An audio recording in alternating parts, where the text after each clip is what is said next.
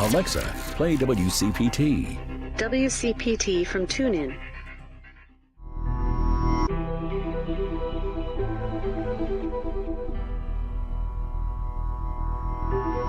You are listening to Think Theory Radio. Hello and welcome to Think Theory Radio, the show that brings you topics outside the mainstream realm of thought and ideas to make you think. And I'm your host, Damian Perdue, your weird guide on this scientifical ride of audio delights. And of course, I'm joined by Paulie C. Yo, yo, yo. Today, the C stands for crustaceans. Okay. And you'll find out why. But is it all about crustaceans? No, it's not. And other arthropods? Maybe a couple arthropods, some ancient fossils, some satellites, some spaceships. And that's because today it's time for the last and also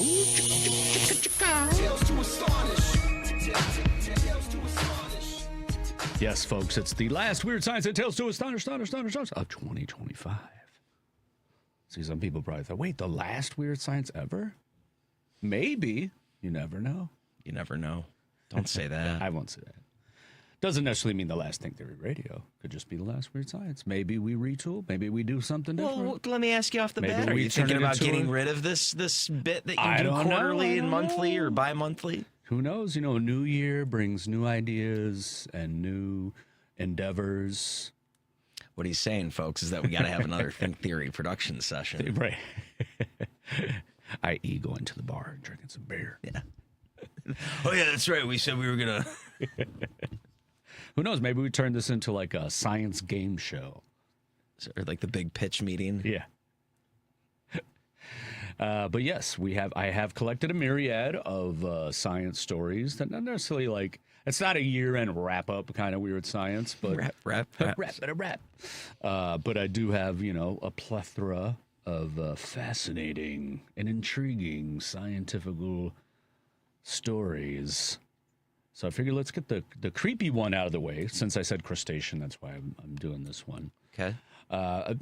Those who are avid listeners, and also Paul, you might remember, we're talking about on one of the other weird sciences, necrobotics, which is a new field of science where they use dead animals and animate them or turn them into little robots. Yeah, we did talk about that. The last one we did back. was about a spider. Mm-hmm. They turned a spider into a little robot, or a dead spider into a little robot. Why? So now it gets even weirder. Oh, boy.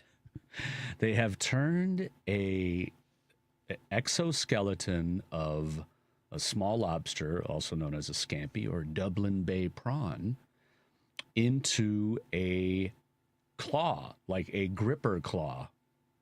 Like imagine using, you have that extension claw to grab things out of the top shelf in your cupboard. Oh, yeah. Imagine if that was a little lobster claw, a little lobster. Yeah. Like a big sort of, okay. Yeah. So they... Would it, like accidentally cut things then? Slice things? No, it's very grippy. It's made of highly mineralized and intricately structured material called chitin, Chitin. The organic structures are ideal for robotics because they are tough, slow to biodegrade, and beautifully formed to make complex movements. Exoskeletons combine mineralized shells with joint membranes, providing a balance of rigidity and flexibility that allows their segments to move independently. These features enable crustaceans' rapid, high-torque movements in water, but they can also be very useful for robotics, says Josie Hughes, leader of EPFL's Create Lab. And the other thing is, what answered my question while reading this article is I thought, well, wouldn't that be less sustainable? Because it biodegrades, right? It's a living organism as opposed to something that's metal or that can, last longer. But they're saying it's more sustainable because it's not using a pricey, rare mineral to create the grippy claw thing. Okay. And, you can look it up. There's a picture of it, and it looks kind of weird because it's literally this lobster claw that, grips it. Let's see if the picture pops up. For me, I wish now I you could can look at put this on the screen. Oh, wow. Yeah, that looks weird. It looks looks like a lobster claw. Yeah. Kind of looks like two prawns together, and it's like in the picture that we're looking at, it's picking up like a cherry tomato. Oh, that's what that is. Okay, I was wondering. Yeah. Okay. So we'll see where that goes. You might have one in your home sometime soon. By next Christmas, get you a lobster claw gripper. In time for like, Christmas 2026. Here's like the infomercial for that. Get your lobster claw gripper. New. You're going to have Gorilla Tape. Vince Offer sell it, the ShamWow guy. Exactly. Get him That's what I was lobster thinking. claw. Exactly what I was thinking. He's running for Congress, by the way. Oh, okay. Yeah, guess which party? Not the Blue Party. No, he's very much a Republican. Yeah. I think everyone, like, aren't all the infomercial guys? Probably, yeah. Big pro-business guys. I mean, that's kind of the whole... corporate. Yeah. Everything now just seems like a big infomercial anyway. Happening. So let's stick with the kind of grabber theme that we're doing right now. But now we move on to invisible grabbers. And this is scientists invent a chip that generates acoustic waves as invisible grabbers. Virginia Tech University scientists have invented a novel electronic chip that generates these acoustic waves capable of moving objects without touching them. Although there are other methods for moving objects without touching them. I guess that wouldn't include a lobster claw, but the new approach is the first to generate waves directly on the chip capable of manipulating individual objects or fluids without direct contact.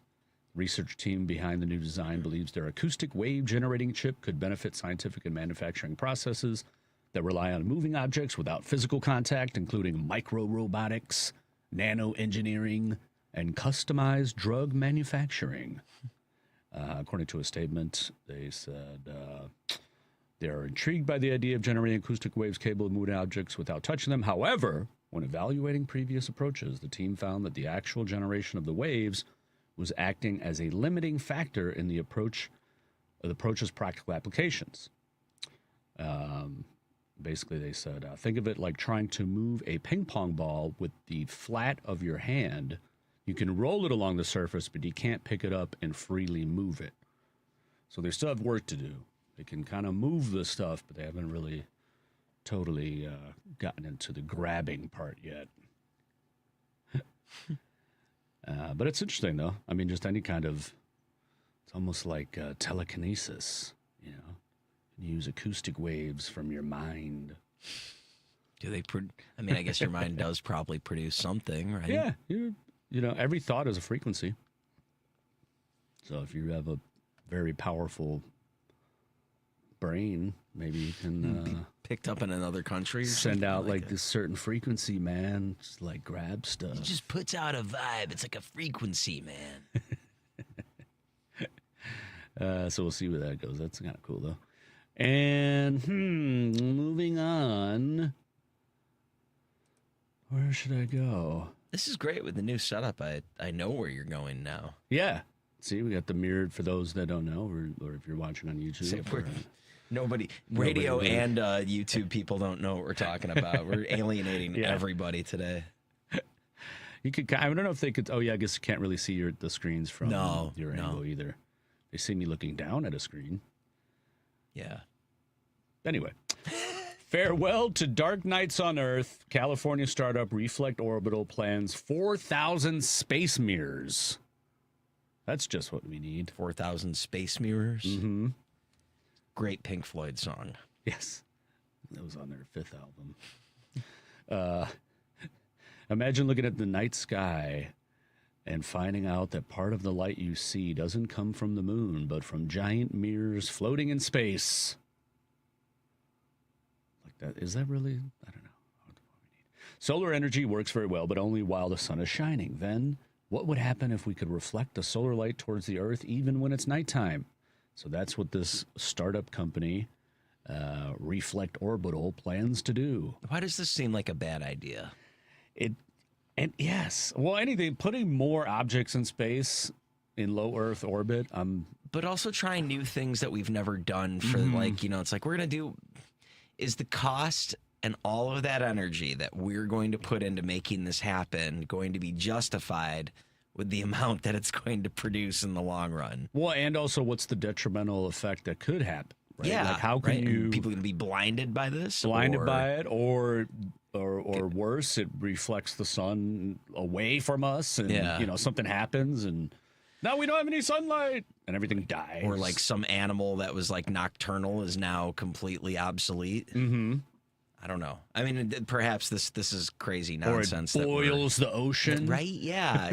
Right? But if it like raises it just that much, right. you know?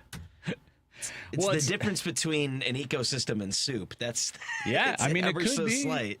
I mean, it does. I mean, it says many astronomers and biodiversity experts are worried about this idea.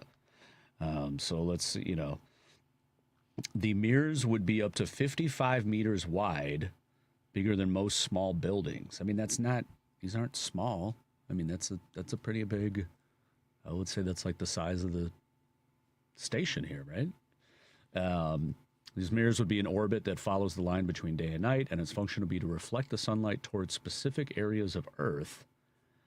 And supposedly, the light they reflected would be seen as a gentle glow, similar to moonlight. It wouldn't be as bright as daytime, but it would brighten the night in places where the mirrors shine. Yeah, because it would only reflect certain parts, right? Yeah. I'm trying to see what... Yeah, and of course, like exactly what we just said is the issues that astronomers and biodiversity experts have with it.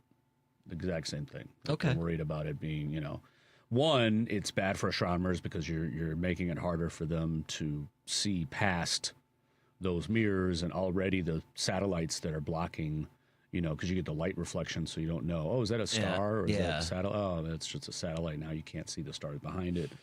Animals and people could be affected. The light reflected by mirrors could be 4 times brighter than the full moon, which could affect, like you said, nocturnal animals, migrating birds, wildlife. And I don't know. Just, you know, it's like whenever they talk about weird stuff like blowing up the moon or doing whatever, shoot lasers at it.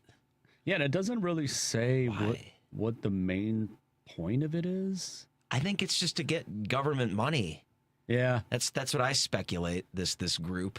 Yeah, because it's not like, that's not a problem that we have. And there's not enough light at nighttime. Yeah, but doesn't it sound like something that like some sort of scammer would come up with? Like, well, they like green energy. How can they not go for it? Oh, I guess you don't like moon solar energy or nighttime solar energy. You know, this is gonna help a lot of people. Yeah. I mean, or maybe it's just some grifter that's trying to like get in the president's ear or something. Then that grifter, you know, gets their way, and the president will be like, "See, we like solar energy. What's wrong with you people?" Right. Yeah, I could see that. So I don't know. It says while all the experts and dorks out there are like, this is a little weird. Well, and talking about just the kind of space pollution of it, let's see right here. It says in 2019 there were about 2,000 satellites. 2025, there are already 15,000. So in 6 years, we've gone up, you know, almost 10 times the amount of satellites. And by 2040, there could be up to 560,000 satellites. So then you're adding another 4,000 mirrors. There's going to be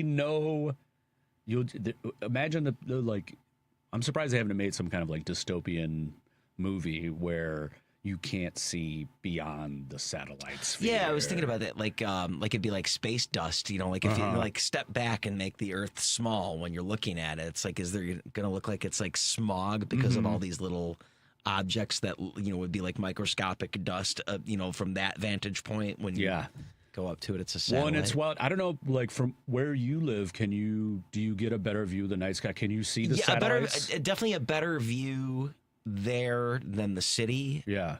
I haven't paid attention enough in the, you know, to look for the satellites, other than like everyone sees the Starlink when it goes, you know what I'm saying? But it's like, I can't remember the last time I saw one, but you know, you every now and then you see on the internet someone being like, hey, I saw this line of satellites. What's that all about? And it's like, yeah, it's just Starlink. Yeah. But I also do live even though I live kind of rural, I'm in like a town center, so there's a lot of light pollution anyway. I'm like, near like a school with lights on all the time right. and like parking lots. So, you know, when like Aurora Borealis was going on, you'd think I would have a better view than anyone, but I didn't, because that was the direction that I was looking, was all light pollution. Towards the light, yeah. Well, I know when I was up in Michigan over the summer up in Hubbard Lake, which is pretty far up, and it's not a lot of, you know, light pollution there. You could see like the satellites every couple minutes going by. You know, and the next time I'm out on the farm, I'll try and think about that, because I worked briefly doing like farmers markets, and I'd get there really early in the morning in the summer, and it was like the night sky, since it was out of the town center, and it was like, oh, you could really see it, you know. So it's like that much more of a difference from where I live to just a couple miles out of town, seeing that. So yeah, I'll have to remember to do that when I start back up. Check it, because I haven't really seen them that much in the city, but when I was up there in Michigan, it was interesting just to see. I mean, obviously I had a great nighttime sky. I saw some, you know, beautiful stars, a little bit of the Milky Way, but it was amazing to see how many satellites just going by. You know, they just fly by. You know, and that's just, you're only seeing some of them. You know, I mean, there's so many up there. But that also shows you how big Earth is.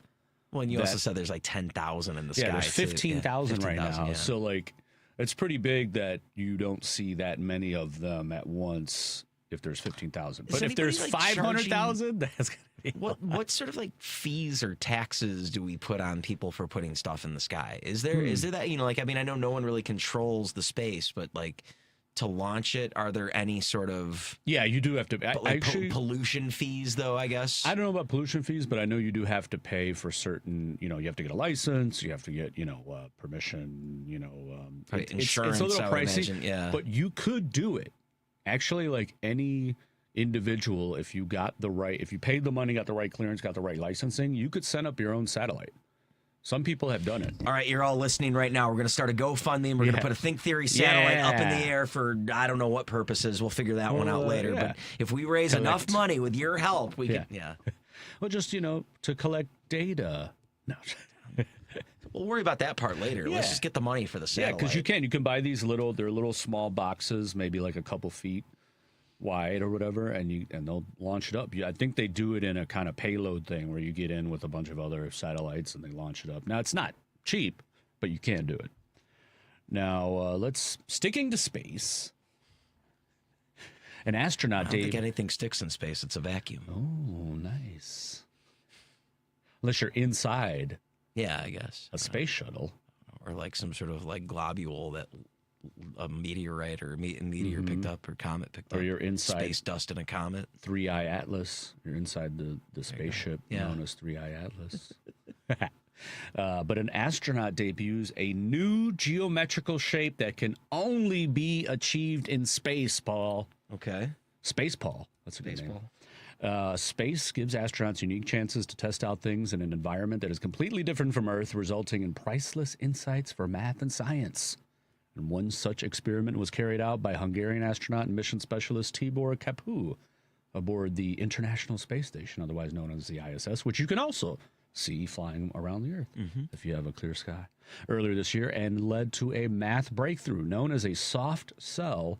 This brand new geometrical shape has no sharp corners and can only be achieved in microgravity. Developed alongside the Institute of Mathematics at Oxford University and the Budapest University of Technology and Economics, the soft cell only worked in theory, having been discovered just last year. What makes it special is that unlike polyhedra, like a prism, cube, or dodecahedron, the edges of soft cells don't need to be flat. Instead, the soft cell boasts concave sides that look like little horse saddles. And I just, if you want to look at it, I popped it up over there. I saw little horse saddles open up for, at the Metro. Open up for. Is that at the Cubby Bear?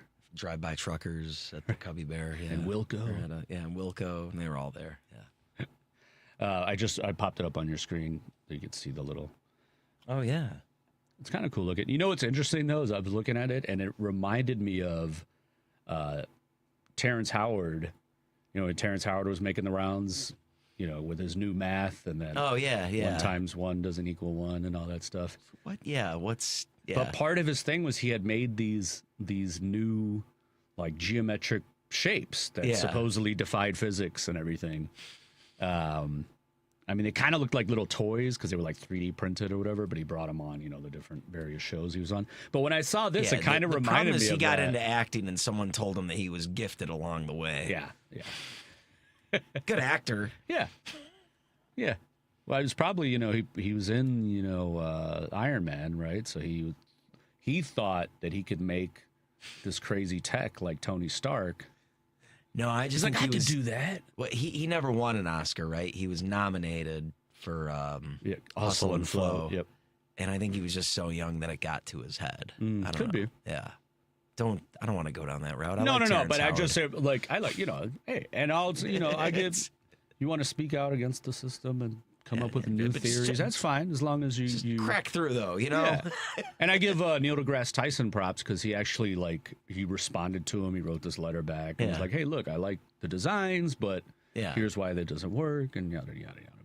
But it reminded me of when I saw this shape. I was like, "Oh, I wonder if Terrence Howard's now going to come out and say, look, see, I made this first, and I tried to tell you guys." Maybe he's in space. All right, we got to take. What if Terrence Howard was like from the future trying to warn us? I don't know. You never know, man. Right? He dresses like he's from the future now. Okay. Right, we got to take a quick break. We'll be back with more Weird Science and Tales to Astonish on Think Theory Radio right after this. This is a WCPT Civil Rights Snapshot. In August of 2022, American Airlines hosted the Bessie Coleman Aviation All-Stars Tour, celebrating the 100th anniversary of Bessie Coleman performing the first public flight by a woman of color. Bessie was a phenomenal pilot, but her path to get there was far from easy. When Bessie was 23, she moved in with her brothers who were returning from World War I. Bessie's brothers would tease Bessie because in France, women were allowed to fly planes, something Bessie could not. Determined, Bessie applied to several flight schools across the country, where she was declined for being a woman and being of color. Remembering what her brothers said, Bessie taught herself French and applied and was accepted to the Caudron Brothers School of Aviation in France and received her international pilot's license in 1921. Coleman traveled the country giving speeches and demonstrations, refusing to speak anywhere that was segregated. Sadly, in 1926, due to a loose wrench stuck in the engine, Bessie followed the plane to her death. Bessie's death was tragic, but it shows that even in 2022, her legacy still lives on. Please stay vigilant about our civil rights. The fight is never over. Would it be crazy if you packed your bags and left for a week, a month, a year? What if you left for 2 years? What if you were going far away to help in a village on the edge of the Gobi Desert, to teach children and learn a thing or two about yourself? Would that be crazy? Peace Corps. Life is calling. How far will you go? Chicago's Progressive Talk, WCPT 820, where facts matter.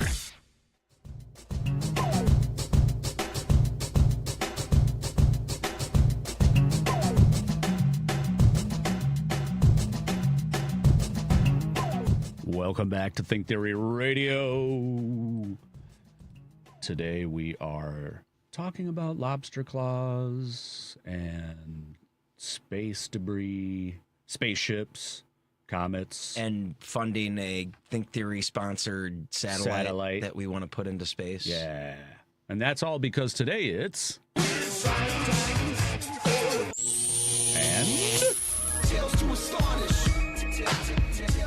oh yeah. So we left off in space. Let's start back up in space. And scientists finally reveal what's inside the moon. Yeah, what is inside? I would think the surface, right? It's a secret Nazi base that Werner von Braun set up back in 1945. Oh, wait, no, that's different. No, but I'm just thinking the theory is that comet hits Earth, bubble comes out, that becomes the moon. So it's just that, right? Like stuff. Are there layers to the moon like there is the Earth? Because I don't think it was created the same way. It's actually marshmallow. Oh, is it? No. Delicious marshmallow. Delicious. They thought it was cheese, but it's actually marshmallow. No, it's for centuries. I bet whoever discovered that was in a sticky situation. Hey. Sorry. Scientists have wondered about the true structure of the moon's interior, but now, after years of research, a groundbreaking study has provided clarity. Published in Nature, this study reveals that the moon's core is solid. as a rock. Yeah, it's just the surface, right? Except for the surface is probably just broken up a bit because of the disturbance and, whatever else. Yeah, well, some thought it was hollow. That moon wind. No, that doesn't make any sense to me. That'd be hollow. Other than maybe like a small bit right in the very center. Right. Mm-hmm. That seems like something you could tunnel through, though. It says it's solid and composed of a material density similar to iron. Sorry, I just listen to myself. How I you just think of the moon and the craziest thought comes in your head. Like, yeah, what can we do to mess with it? Oh, yeah. Sorry, I'm just as bad as all the people that I spoke ill about earlier. Well, we should have played the the Canned Heat song, "Poor Moon." Yeah. They talk about blowing up the moon. We've gone over this before. Yeah. Until recently, the composition of the moon's core was a topic of intense debate. Was it solid or molten? While some theories suggested a molten interior, others proposed that the moon's core might be solid, similar to Earth's, like what Paul believes. In May 2023, a team led by astronomer Arthur Briard of the French National Centre for Scientific Research published findings in Nature that have decisively settled the argument. Their research shows that the moon indeed has a solid inner core, man. It's Yeah, but just to be clear, I'm saying that like what you see is what it is. Like it bounced off as a ball of probably hot magma and then just froze like that. So it's probably just very universal or, very, what's the word? Like symmetrical. Yeah, symmetrical or like the consistent. It's probably very consistent that it's the same material all the way through. There might be different sort of, I'm guessing like harder on the inside because it, isn't on the outside and part of all the erosion and whatever could happen on the outside. The flags getting planted and golf being played on it. And you're right, though. It does say that it's confirming a structure very similar to that of Earth, with an outer fluid core and an inner solid core. Okay, but that's what I'm wondering. So, like, does it have that like middle? Because like supposedly Earth has the magma, the liquid magma deep down. Like, does it have that? Well, and actually, I'm saying it doesn't. I'm just saying on the inside of the moon, it's just like a big marble. That's it. Well, they say it's an outer fluid core and an inner solid core, more like Earth, which actually also has the inside the magma there is a solid heavy metal core inside Earth. Well, they're not accounting for like the big multi-armed person in the middle that's controlling everything. That's like, does the moon have that? Yes, of course. Okay, so just like the Earth. Exactly. Would that be Atlas? I forget. Yeah, what's the? They always thought he was holding up the Earth, but really he's inside the Earth, just controlling it. And if you're wondering how they came to this conclusion, the discovery came after extensive data collection from seismic waves, lunar laser ranging experiments, and space missions, which allowed the team to model the core's structure accurately. The team found that the solid core has a density approximately of 7,822 kilograms per cubic meter, closely matching the density of iron. So that's interesting. We'll find out if I'm sure that now that they know there's a core and there's some kind of deposit there, they'll probably start drilling it and trying to make money from it. Well, speaking of magnetic fields, they didn't really bring that up, but it did say something about magnetic fields. Scientists discover ancient magnetic fossils of unknown creature with an internal GPS. Dun, dun, dun, dun. So we've talked about on the show before how animals like birds and sea turtles navigate using the biological GPS and maybe some kind of like quantum fluctuation, but they call it magnetoreception. And we now actually know that many animals use this method to connect with Earth's magnetic field.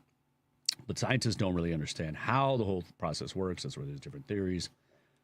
As such, researchers at Cambridge University and the Helmholtz Zentrum Berlin have been studying tiny ancient fossils littering ocean floors to learn more about magnetoreception.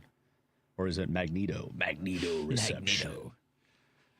And sure enough, the team says that discovered that these magnetofossils indeed exhibit magnetoreception. Neato.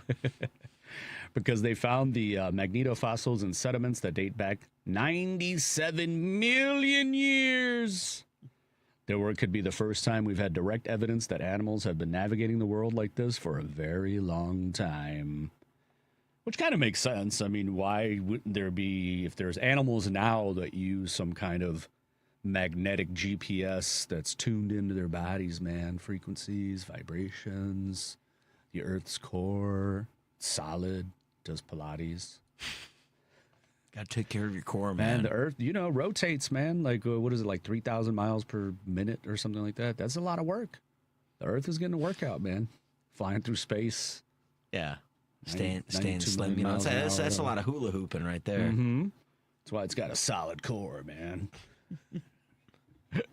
So it kind of makes sense. I mean, they found these ancient fossils near the equator. That's true. Yeah. It is a little plumpy. It also is kind of like, it's not a perfect sphere that we think it is. No, but it's close. It's close. Yeah. It's just a little lumpy. Yeah.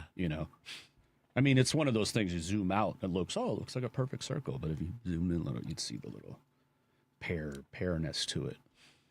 I think if everybody started walking in the same direction, could we change the Earth's the Earth's turn, Earth's rotation? Like Superman when he went and then he went back in time. Yeah. If we changed the Earth's rotation backwards, would it go back in time? Like we start going away. Like, that huge, and we talked about on the show that big dam they built in China, that huge, massive, like the biggest dam ever. Yeah, yeah. That dam. But it slowed down Earth a little bit. Oh, did it? Yeah, wow. Like by milliseconds. Like caught a little wind resistance or something. But they believe in like a couple hundred years that could actually lead to a 25th hour of the day. No, that's just more time to work. Like, 24 hours. I got an extra hour. They're like, no, now it's a 9-hour work day. Yeah, they would do that. Right. They would do that. Well, here's some good news. Scientists discover a way to recharge aging human cells. Speaking about time passing. Good. It's coincidental. Now that we got a 25th hour, we're going to need our cells recharged. Because sleep ain't going to cut it. No. Yeah, I wonder if that would change too. Like they say, they recommend 7 to 8 hours. Would it now be like, you sleep an extra hour? It depends who gets in first, though, the doctors or the government. The government's going to say it's an extra. That extra hour goes to the workday. It's true. The doctor will say that extra hour goes to sleep, and then like, I don't know, the people that are just unrealistic about it will be like, you could use it to learn a new hobby. Well, here... And most people will just use it going to the bathroom or playing like World of Warcraft or whatever. I don't know, Which also I did... Call of Duty, whatever the kids do these days. This was in a science article. I wasn't actually going to bring this up, but since you did bring it up, kind of, sort of, there's a study showing that if you use your phone while you're on the toilet, it actually could increase your risk of piles or hemorrhoids.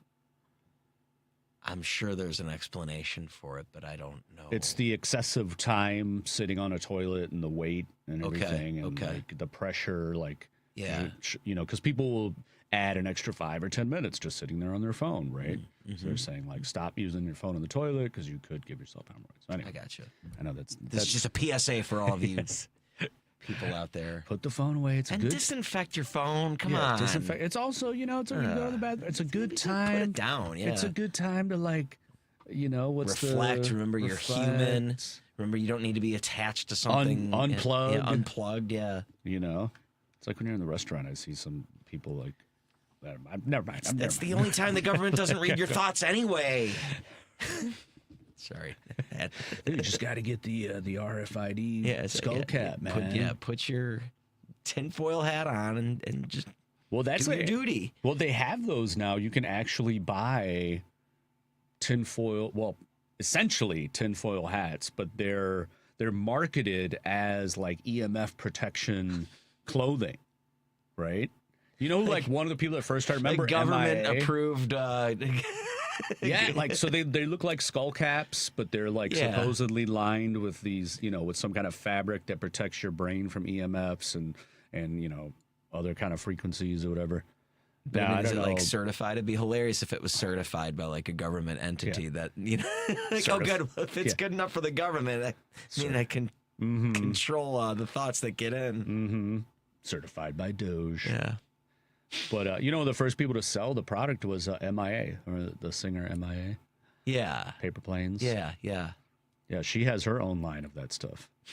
I mean, and I get the concept of it, but, it could also be detrimental to you because it could turn into like an antenna and actually attract yeah, it would. And then like frequency to you. metal, like the on your skin like that. Yeah. I don't know. That's kind of like, isn't like deodorant supposed to give you like Alzheimer's because it has like right, like aluminum or something in it? I don't know. Oh, I think that was debunked. Was it? The Okay. myth of aluminum and Alzheimer's? Gotcha. I believe. Okay. I know it's not a lot of deodorant has aluminum in it these Yeah, days. that's so true. I think that got through, and I mean, it's probably just better off not to put aluminum on you. I mean, that's what I'm saying. Just So, to be safe. I would think that a skull cap of just like something like that would also trap heat a little bit more. Exactly. So it's like you're overheating yourself. Yep. Yeah.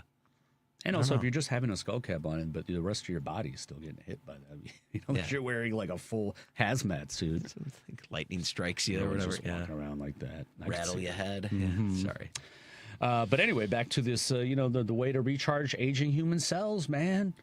New research shows how human cells can be effectively recharged by replacing their internal batteries or microscopic power stations called mitochondria. Mm-hmm.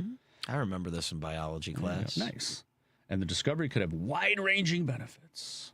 The stacks of mitochondria in most of our cells naturally decline in numbers, slow down, or wear out with age.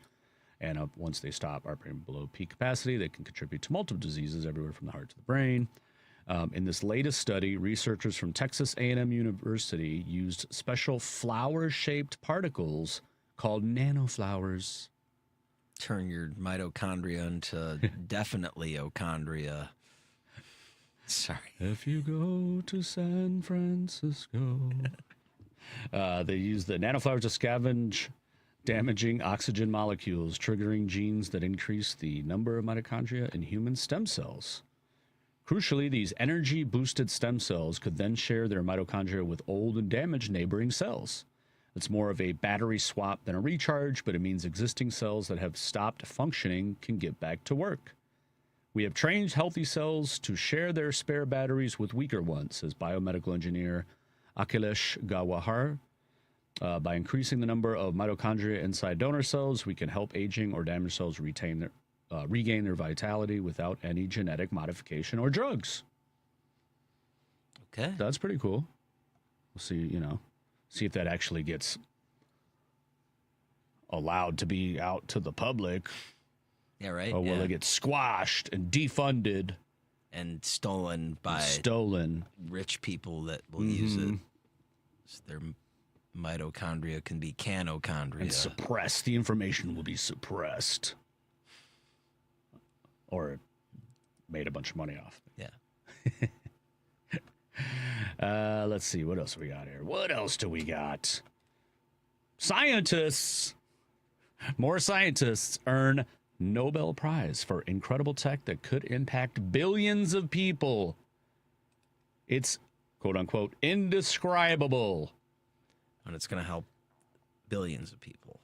Yes. Like that's easily like 20% of the planet when you're talking about multiple billions. Mm-hmm. And we don't know what it is yet.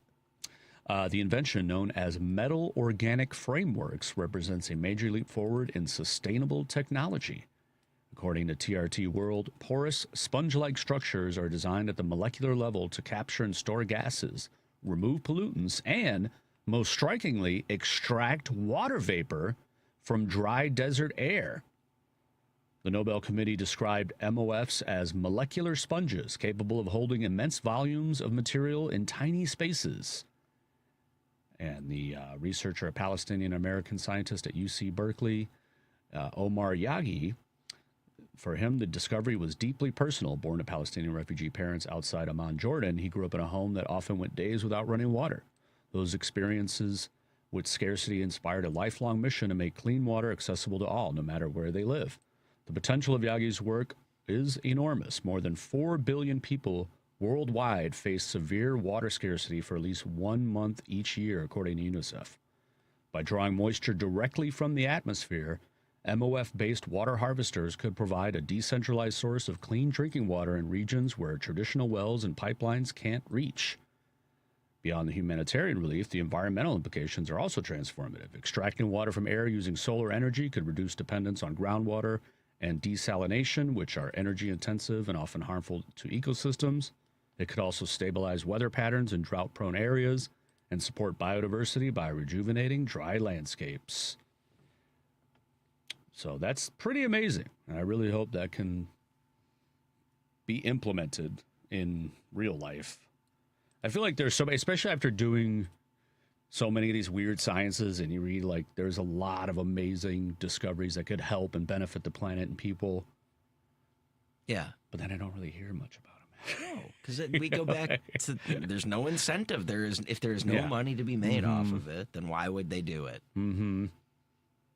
So hopefully this doesn't get thrown by the wayside, and actually, because this is pretty amazing. So you like put the money towards this thing that can give people water everywhere, as opposed to putting 4,000 mirrors in space. As opposed to taking control of the water and selling it to people. Or that too, yeah. Yeah. Mm-hmm. If you could charge the birds to land in it, you'd do it. Yeah, I know. And that's why I feel like this would totally be suppressed, because they're like, wait a minute, we're making billions off selling people water. Yeah. Why the hell would we allow this out? Yeah. I remember when there were no bottled waters, Paul. Right? Yeah, but like your Coca-Colas and Nestle's of the world are like, we are not going to let this get out. Yeah. But you remember, like, it's so weird remembering a time when you went to the store, you went to 7-Eleven or wherever, and there was really no bottled water. It was like Evian, Yep. And it was like, I think in a glass bottle, and it was like fancy schmancy. Yep. Like, oh, you're the type of person that needs a bottle of water. Yeah. And now there's it's everywhere. And now it's almost encouraged. Multiple. Drink that instead of water, like instead of tap water. And now there's all kind of different infused caffeine water. There's, psychotropic, nootropic water. Water Joe in the 90s. I remember That's true. Yeah. I forgot about that. But I mean, now you have like 2 to 3 refrigerated cases full of all different kinds of bottled water. Oh, yeah. Oh, yeah. Keep it. All of it. All right, we're going to take another quick break. When we come back, we have much more in store on weird science and tales to astonish. Think Theory Radio. You can't escape a traffic jam. Know what else you can't escape? Seasonal allergies. And you might think you can avoid that coffee stain until... Oh, really? You can't escape a lot of things in life, but you can escape prediabetes. Prediabetes captures 1 in 3 adults. There are usually no signs of prediabetes. In fact, most people don't even know they have it. But with early diagnosis, you can change the outcome and prevent or delay type 2 diabetes. Take action by taking the 1-minute risk test at doihaveprediabetes.org. You might not be able to escape having this song stuck in your head, but you can escape prediabetes. Go to doihaveprediabetes.org today. Brought to you by the Ad Council and the Centers for Disease Control and Prevention. Because facts matter. You're listening to WCPT 820.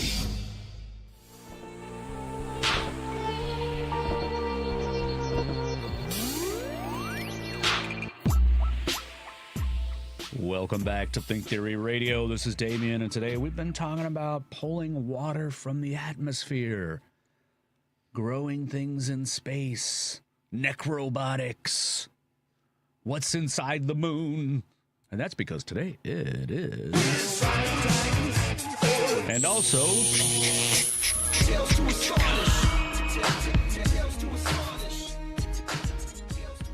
Well, here's an astonishing tale, Paul. Remember, we did a whole show and also have talked about it multiple times in the multiverse. Is the universe a simulation? Oh, okay. Right? Yeah. Well, physicists prove the universe isn't a simulation after all. Sounds like something that somebody hiding that would say. Dr. Mir Fazal, an adjunct professor at UBC Okanagan's Irving K. Barber Faculty of Science. Oh, yes, that's a very credible place. Sorry. I don't know this guy. I don't know. Anyway. Just discredit him right off the bat. And plus other doctors and scientists, there's a list of them, and I'm not going to read all of them, have shown that the underlying fabric of reality operates in a way no computer could ever replicate. Their study, published in the Journal of Holography Applications in Physics, doesn't just dispute the idea of a simulated universe like the Matrix, it goes further, demonstrating that the cosmos itself is built upon a kind of understanding that lies outside the reach of any algorithm.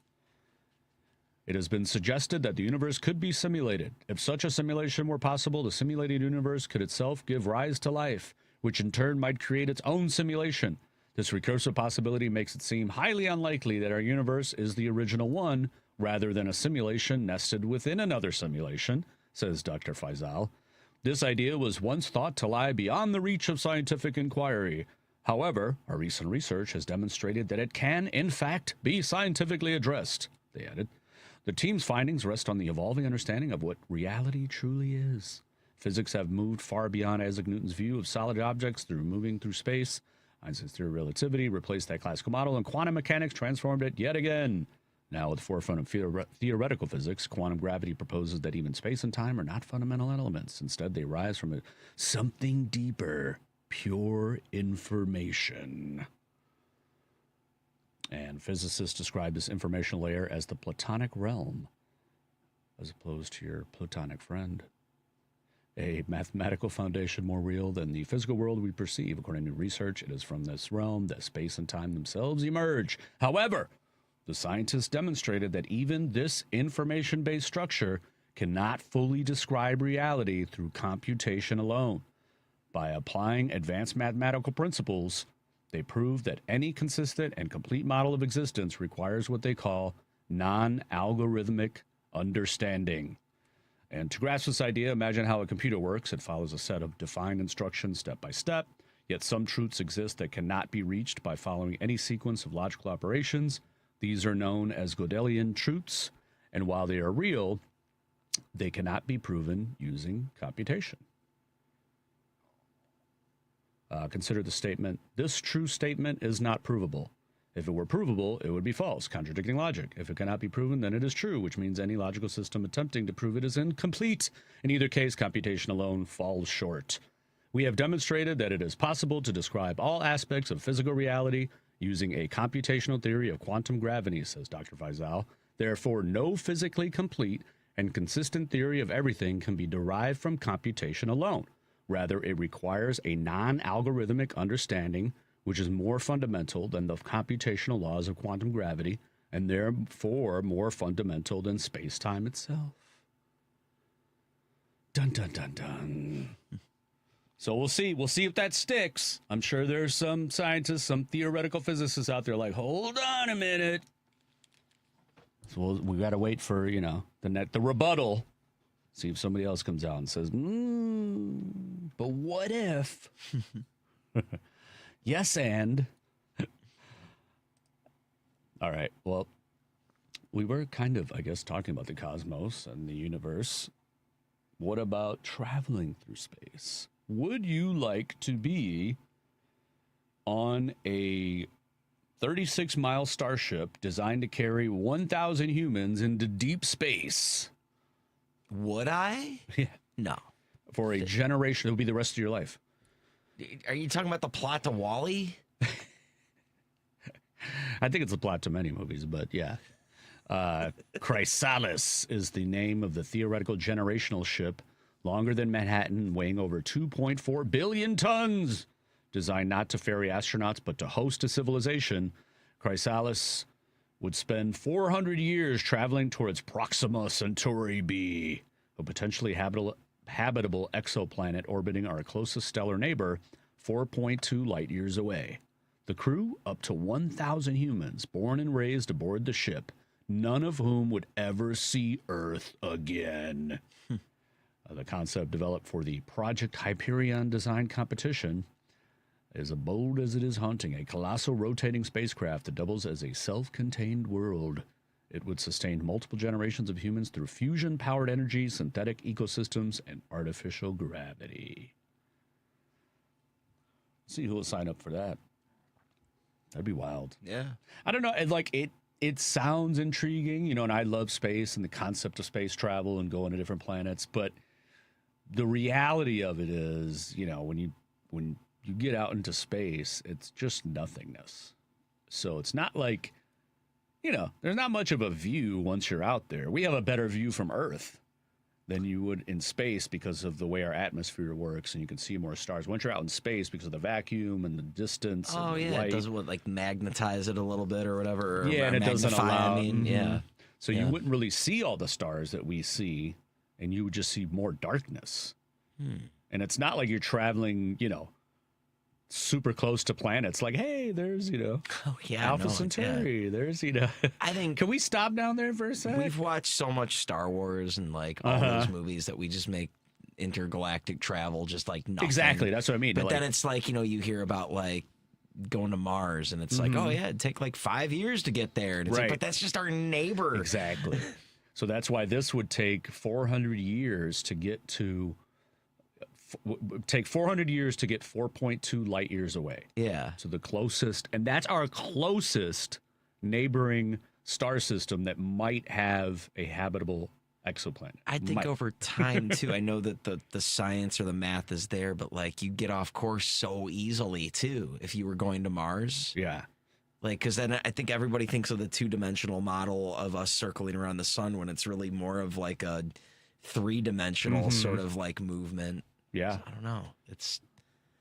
I know. It sounds cool, but I I don't want to. I mean, it's crazy. I am of the belief that we belong on Earth. Like airplanes to me is a little bit of a crazy concept. Well, you definitely don't want to be on a generational ship. No. To live and die in I barely want to be on a United 737. Why would I? What if we traveled all that way, right? Yeah. And then you get there. They can come. There was like a Twilight Zone episode. Well, you never come and visit us, I was watching some old Twilight Zones, and there's one where it starts off, and you think you're on Earth, and all this like a world war is about to happen, and these scientists are working on a spaceship. And they're like, "Look, we're gonna have to steal this spaceship and get our families out of here," and they do it, and that spoiler alert, even though the show's 50 years old or whatever, but they get to the planet that they're trying to get to.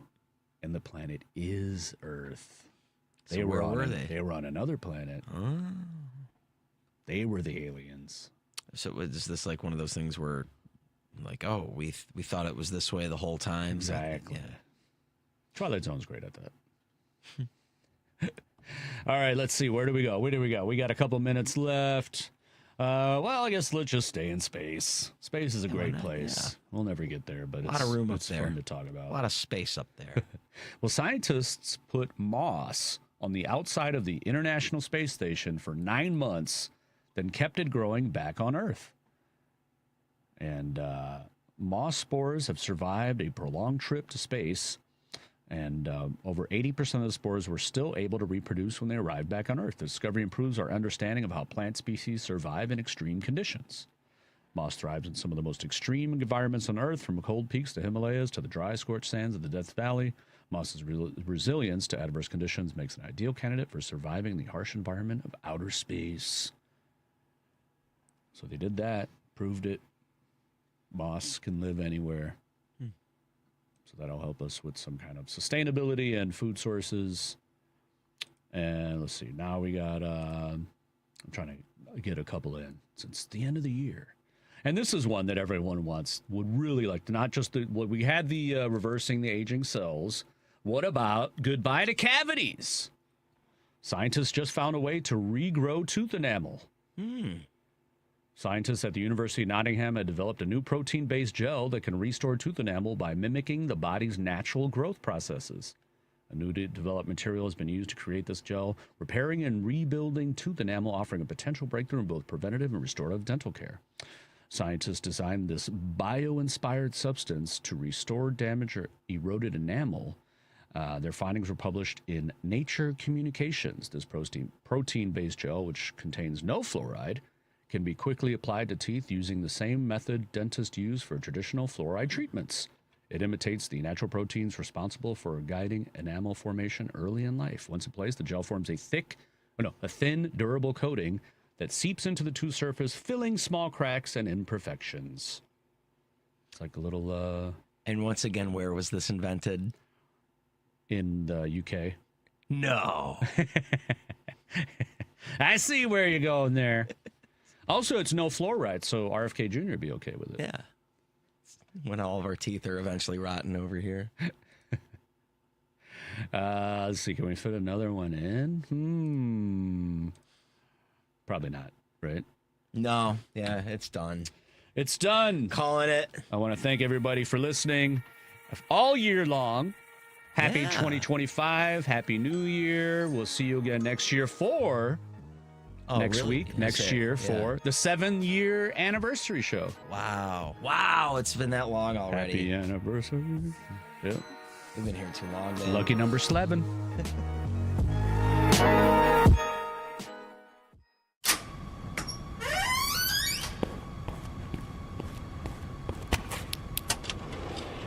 Hey, it's the Paulacious One, coming to you from the file room of the basement of WCPT 820 in Chicago. Checking the file on the Sports Cubicle. The hosts, systems analyst Mike Mercado, project manager Devin Tingle, the marvelous one, Dan Marver in accounting, and me, well, it doesn't matter what I do. You can check us out, the Sports Cubicle, Sunday nights at 9 p.m. Central on WCPT 820 Chicago. Gotta go, Sports Cubicle, 9 p.m. Sundays, WCPT. Tune into the Tom Hartman radio program, your home for news, opinion, and insight, right here on WCPT 820, where facts matter. NBC News Radio, I'm Rob Bartier. Ukrainian President Volodymyr Zelensky is on his way to the United States to meet with President Trump on Sunday amid a renewed push for peace with Russia. Zelensky is expected to meet with